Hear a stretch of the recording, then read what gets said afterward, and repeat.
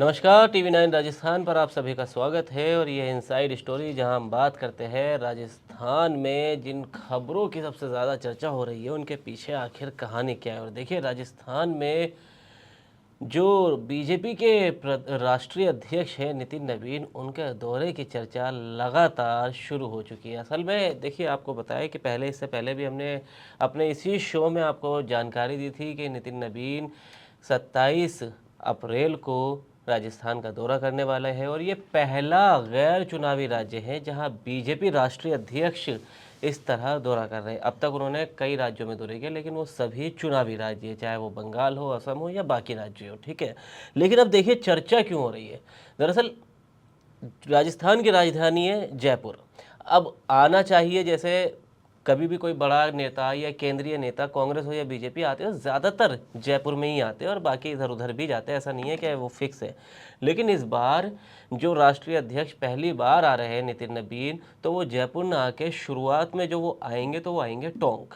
टोंक के बाद जाएंगे वो जयपुर। और टोंक में वो क्या करेंगे, टोंक में जो जिला दफ्तर है उसका उद्घाटन करेंगे और वहीं से वर्चुअली 6 और जिला दफ्तरों का उद्घाटन करेंगे। तो भाई किसी और जिले में भी जाया जा सकता था। तो सवाल इसी को लेके राजस्थान के सियासत में देखने को मिल रहा है कि भाई टोंक, जिसे सचिन पायलट का सियासी गढ़ कहा जाता है या अभेद किला भी कहा जाता है, और वहाँ से जिसको सचिन पायलट चाहते हैं वही नेता जीत का दम भी भर लेता है। और ये पिछले लोकसभा चुनाव में या विधानसभा चुनाव में भी देखा जा चुका है कि सचिन पायलट का जिसको समर्थन होता है वही नेता ज़्यादातर वहाँ से कांग्रेस का टिकट पाता है और ज़्यादातर जीत भी उसकी सुनिश्चित मान के चलिए कि हो ही जाती है।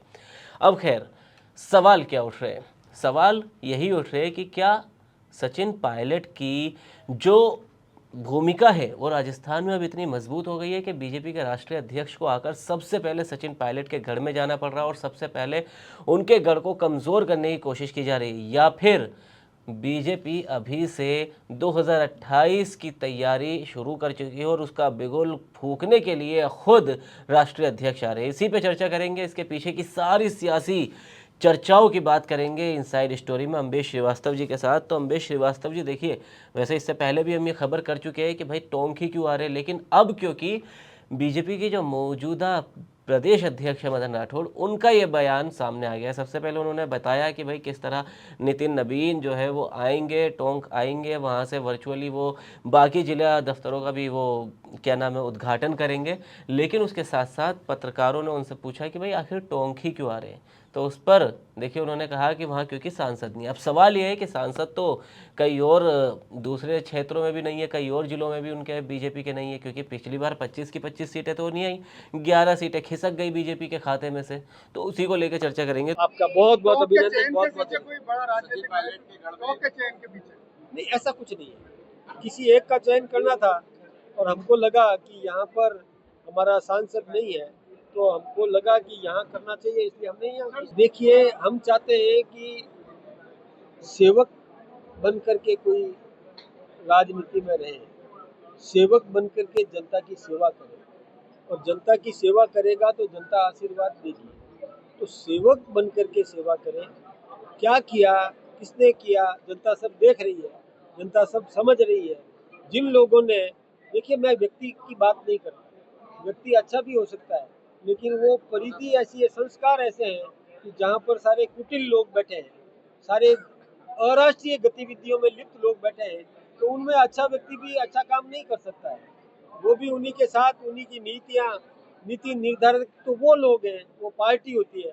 उस पार्टी में हम सोचते हैं कि सारे काले मानसिकता के लोग हैं, ऐसे लोग हैं जो भ्रष्टाचार में लिप्त लोग हैं, इसलिए जनता सब देख रही है। तो अम्बेश श्रीवास्तव जी, सबसे पहले तो यही कि आखिर टोंक को क्यों चुना और इसके आगे की सियासी रणनीति आखिर बीजेपी की है क्या?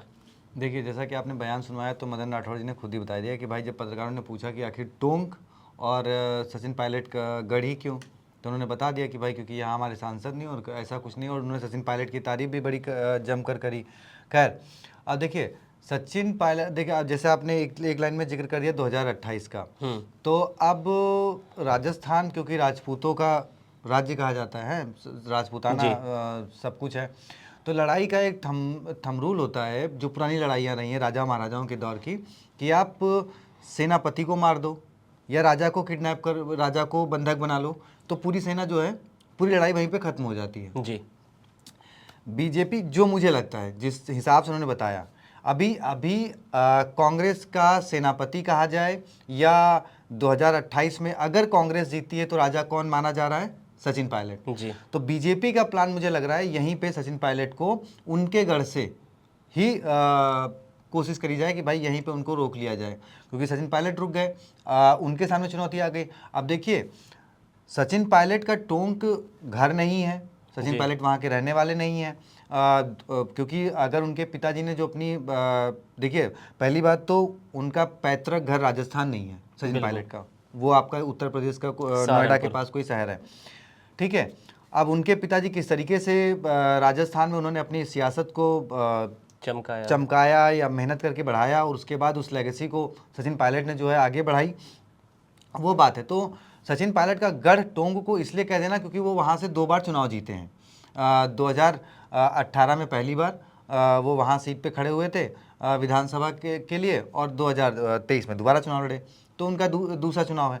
हाँ, गढ़ इसलिए क्योंकि भाई अब देखिए ना, वो 2 बार खुद वहाँ से चुनाव जीते, और जब वो 2018 में पहली बार चुनाव जीते थे, उससे पहले वहाँ पर बीजेपी के ही विधायक थे, 2 बार 3 बार वहाँ पे बीजेपी के सांसद रह चुके हैं। लेकिन जब से वहाँ सचिन पायलट के कदम पड़े हैं, तब से वहाँ पर कांग्रेस मजबूत है। कैसे मजबूत है आपको बता दें, देखिए सचिन पायलट जब 2018 में वहाँ चुनाव लड़ने गए, क्यों, वैसे तो उनका पैतृक घर मतलब जहाँ से वो उनके पिताजी या उनकी माताजी या उन्होंने खुद जो पहला चुनाव लड़ा वो दौसा से लड़ा जी। उसके बाद जब दौसा हो गई 80 सीट लोकसभा की, तब फिर वो आ गए अजमेर जी। अजमेर लड़ा उन्होंने चुनाव। तो अजमेर भी उनका गढ़ कहा जाता है, क्योंकि उन्होंने 2014 का चुनाव जो है अजमेर से लड़ा था और जीता था। सॉरी 9 का, 14 में तो वो हार गए थे अजमेर से। तो मैं ये कह रहा था कि भाई दौसा उनका गढ़ जरूर था, लेकिन टोंक में जब वो 2018 में चुनाव लड़ने के लिए आए, तो बीजेपी ने उस वक्त 2018 में अपने सबसे कद्दावर मंत्री, वसुंधरा राजे के बहुत खास नेता यूनुस खान को टोंक से खड़ा किया। क्यों? क्योंकि वहाँ पे मुस्लिम आबादी थी, मुस्लिम परसेंटेज वोट परसेंट ज़्यादा था। यूनुस खान को खड़ा किया गया। वसुंधरा राजे जी ने खुद वहाँ पे प्रचार किया। बीजेपी बिल्कुल श्योर थी कि ये सीट तो हम निकाल लेंगे, सचिन पायलट चुनाव हार जाएंगे।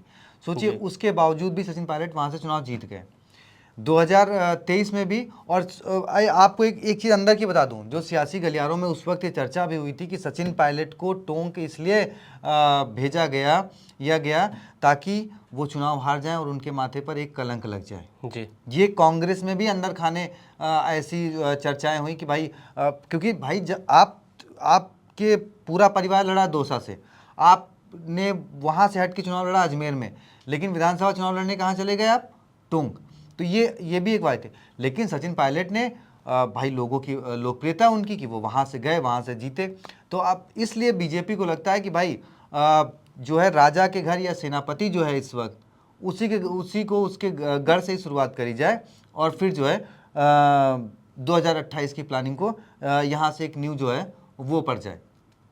जी। तो लेकिन देखिए अम्बेश जी, सवाल मेरा एक और है कि क्या सिर्फ ये मान लिया जाए, जिस तरह आपने भी कहा और मैंने भी शुरुआत की थी कि भाई 28 में, क्योंकि कहीं ना कहीं उन्होंने शुरुआत कर दी और क्योंकि सबसे मजबूत सचिन पायलट नज़र आ रहे हैं, इसलिए या तो वो किया जा रहा है, या फिर क्या इसके पीछे एक सियासी रणनीति ये भी हो सकती है कि भाई देखिए जिस तरह बीजेपी के आए दिन बयान सामने आते हैं, अभी मदन राठौड़ का भी इस पर बयान सामने आया कि आपको याद होगी तस्वीर सचिन पायलट और अशोक गहलोत की, कि दिल्ली के इंदिरा भवन में किस तरह सचिन पायलट रिसीव करने पहुंचे और अशोक गहलोत ने किस तरह हंसी मजाक भी किया और खुशी मिजाजी के साथ उनके साथ अंदर भी गए।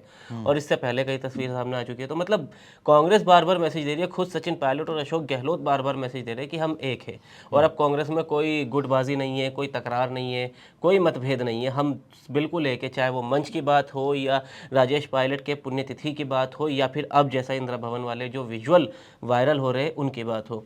तो क्या उनकी जो बीच की दरार है उस खाई को और ज़्यादा गहरा करने के लिए ये सब किया जा रहा है कि भाई अब अगर जब अशोक गहलोत और उनके समर्थक ये देखेंगे कि भाई देखिए पायलट को कितनी तवज्जो दी जा रही है, बीजेपी के राष्ट्रीय अध्यक्ष उस गढ़ में जा रहे हैं, तो क्या वो भी छटपटाएंगे या फिर कुछ छटपटाहट में कोई ऐसी गलतियां करेंगे और इनकी आपसी मतभेद थोड़े और बढ़ सकते हैं 28 से पहले? देखिए, अब बीजेपी किस तरीके से कैसे घेरेगी? आप एक चीज़ देखो, एक तरफ तो आपने पायलट के गढ़ को चुना, जी क्यों? क्योंकि आपने आपने कहा कि वहाँ पे हमारे सांसद नहीं है। सांसद तो 10 और जगह भी नहीं है, ठीक जी है।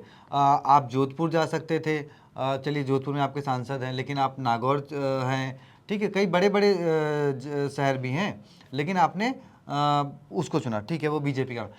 आप ये देखो कि अगर बीजेपी सचिन पायलट की बुराई कर रही है तो साथ में तारीफ भी कर रही है। जी मदन राठौर जी ने ही अपने बयान में क्या कहा कि भाई पूरी कांग्रेस गंदी है, कांग्रेस मतलब कोई एक चीज़ गंदी हो, कोई एक नेता कितना भी अच्छा हो, लेकिन अगर वो जहाँ बैठ रहा है, जिन लोगों के साथ बैठ रहा है वो लोग गंदे हैं, उनकी सोच गंदी है, वो भ्रष्टाचारी हैं, तो फिर कहीं ना कहीं तो मतलब उन्होंने तब भी ये नहीं कहा कि उनके ऊपर दाग है, बस उन्होंने पूरी कांग्रेस को गरिया लिया सचिन पायलट को छोड़ के। सचिन पायलट पे उन्होंने एक शब्द नहीं कहा। जी तो अब आप जनता के बीच में मैसेजिंग क्या देना चाहते हो? मतलब बीजेपी खुद कहीं ना कहीं अगर देखा जाए तो अपने ही जवाब में फंस रही है कि एक तरफ तो आप पायलट के घर से शुरुआत कर रहे हो कि हमें पायलट को घेरना है। अब पायलट को घेरना किस मुद्दे पर है भाई? टोंक में अगर आप सचिन पायलट को घेरोगे कि भाई टोंक में कोई काम नहीं हुआ, इस टोंक शहर में कोई विकास नहीं हुआ पिछले 10 सालों में, या 7 सालों में, जब से सचिन पायलट वहाँ विधायक बने।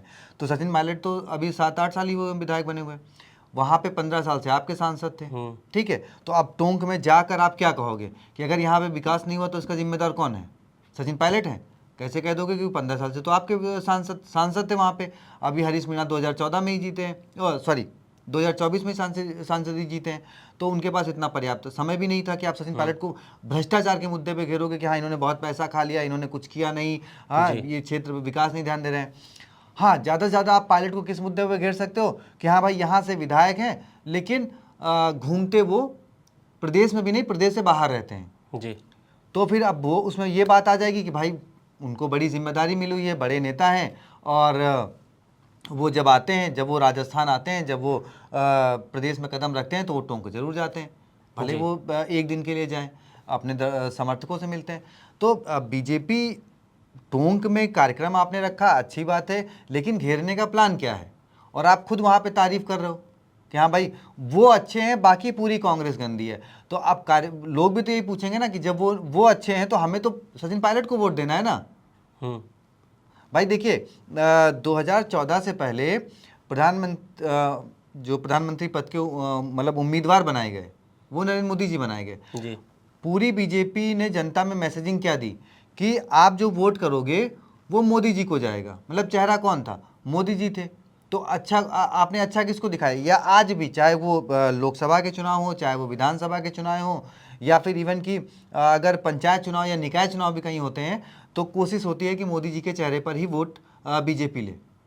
तो अगर आप कह रहे हो सचिन पायलट अच्छे हैं तो कांग्रेस को लग रहा है कि भाई ठीक है सचिन पायलट को आगे कर देते हैं क्योंकि इनके ऊपर कोई भ्रष्टाचार का आरोप है नहीं, तो बीजेपी घेरेगी कैसे? भाई आप अशोक गहलोत पे कहते हो कि हाँ बहुत सारे पेपर लीक करवाए, गोविंद सिंह डोटासरा बतौर शिक्षा मंत्री आप उन पे आरोप लगा सकते हो, और मतलब कांग्रेस राजस्थान में कांग्रेस नेताओं की एक लंबी फहरिस्त है जिनको आप कटघरे में खड़ा कर सकते हो। लेकिन बीजेपी के किसी भी नेता ने कभी भी सचिन पायलट पर कोई भी ऐसा भ्रष्टाचार का आरोप कभी नहीं लगाया, कोई आरोप नहीं लगाया। हाँ वो कहते हैं कि वो अच्छे हैं, बस वो गलत लोगों की टीम में है। तो फिर 2028 में कांग्रेस कहेगी कि भाई ठीक है जब हमारा ये नेता अच्छा है तो ठीक है हम इसी को आगे कर देते हैं। और अब आप बताओ कि आप किस बेस पे जो है सचिन पायलट को घेरोगे? बिल्कुल। तो देखिए अब सचिन पायलट को लेकर जो है वो सियासत बीजेपी में खासकर देखने को मिल रही है, कांग्रेस में नहीं मिल रही है, बीजेपी में मिल रही है। लेकिन जिस तरह भी मैंने सवाल भी अम्बेश जी से किया और उन्होंने बड़ा माकूल उसका जवाब भी देने की कोशिश की और समझाने की कोशिश की।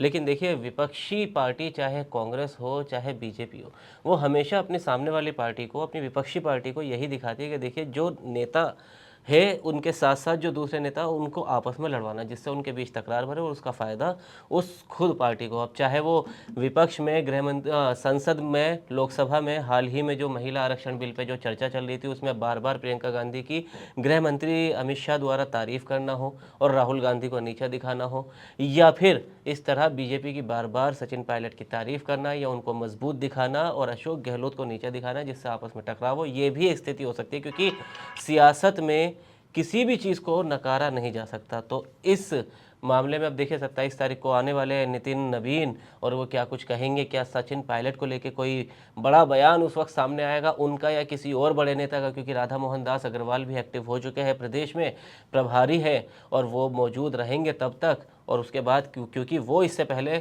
इकलौते वो नेता है बीजेपी के जिन्होंने सचिन पायलट पर सीधा वार किया था, जुबानी निशाना साधा था, जिसके बाद उन्हें विरोध का भी सामना करना पड़ा था। हालांकि उसके बाद से वो चुप हो गए और अभी भी उनका कोई बयान पायलट को लेकर सामने नहीं आया। तो जो कुछ भी अपडेट होगा आपको हम TV9 राजस्थान पर इसी तरह देते रहेंगे। राजस्थान से जुड़ी हर खबर के लिए आप देखते रहिए TV9 राजस्थान। शुक्रिया।